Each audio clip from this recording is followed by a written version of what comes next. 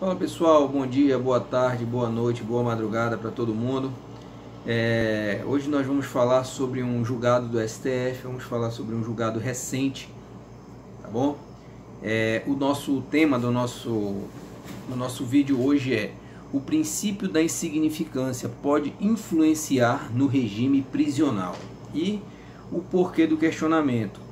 Nós vamos tratar aqui do julgamento do HC 135.164 do estado do Mato Grosso, julgado no dia 23 de 4 de 2019 pela primeira turma do STF. Então eu vou te contar aqui o que foi que aconteceu, a história desde o começo, e aí a gente vai fechar, né, concluindo aí se o princípio da insignificância pode ou não pode influenciar no regime prisional, beleza? Então olha o que aconteceu. Imagine João, um cidadão que já é reincidente e é portador de maus antecedentes. E o João pega, não tem o que fazer, ele acaba furtando duas peças de roupa. Ele acaba furtando duas peças de roupa e por conta disso, essas peças de roupas tem um valor ali de aproximadamente R$130, segundo que foi constatado ali nos autos, e por conta disso o Ministério Público denuncia o João pela prática de furto. Então pronto, a situação foi essa.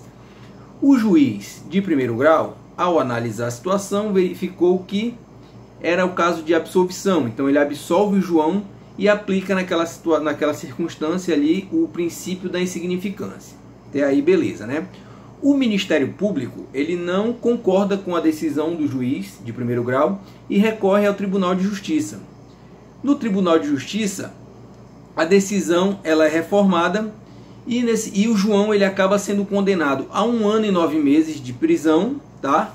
de reclusão, e é aplicado naquela situação do julgamento que o João iniciará a sua pena no regime semiaberto, beleza?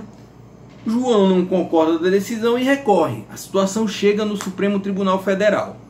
E aí é o que nós vamos entender, é o que nós vamos agora discutir e chegar a uma conclusão. Se a aplicação do princípio da insignificância ele influencia ou não influencia no regime prisional. Então vamos lá. O que o STF entendeu nessa situação? O STF entendeu que a conduta do João era típica, ou seja, ele afastou a aplicação do princípio da insignificância.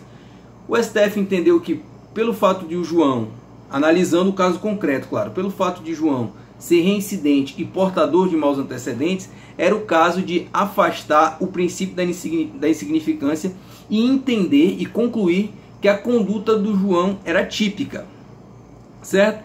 Só que nós devemos observar o seguinte: o Tribunal de Justiça, quando condenou João, ele aplicou o regime inicial do João no semiaberto.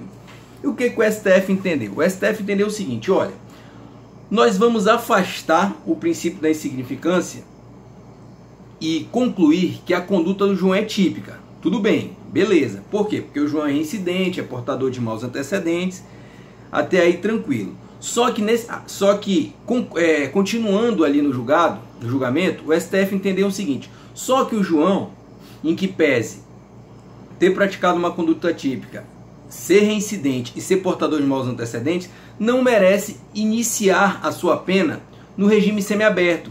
Então, nesse caso, o STF aplicou o princípio da insignificância para determinar que João iniciasse a sua pena no regime aberto e não no regime semiaberto, como fora determinado pelo Tribunal de Justiça. Então, o nosso questionamento no início da live era o seguinte: o princípio da insignificância ele pode influenciar no regime prisional, na aplicação do regime prisional?